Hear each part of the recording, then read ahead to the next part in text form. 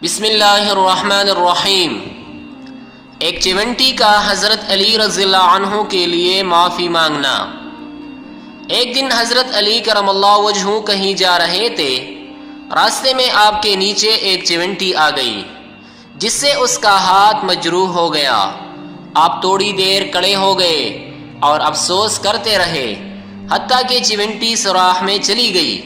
رات کو خواب میں دیکھا کہ حضور صلی اللہ علیہ وسلم فرما رہے تھے کہ اے علی، تم نے کل کیا کام کیا کہ جس کی وجہ سے اللہ تعالیٰ اور اس کے تمام فرشتے تم پر غضب آلودہ ہیں؟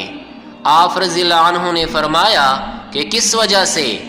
حضور صلی اللہ علیہ وسلم نے فرمایا، تم نے چونٹی کا پاؤں زخمی کر دیا ہے۔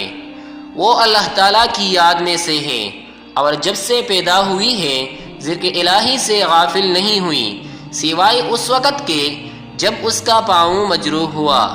حضرت علی رضی اللہ عنہ نے عرض کیا کہ یا رسول اللہ صلی اللہ علیہ وسلم، اب میرا حال کیا ہوگا؟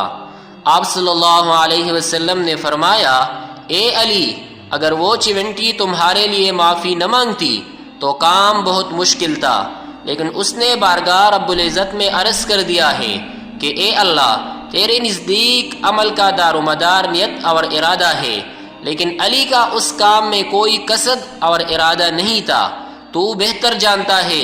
چنانچہ حق تعالی شانہ نے اس کی معافی قبول فرمائی ہے۔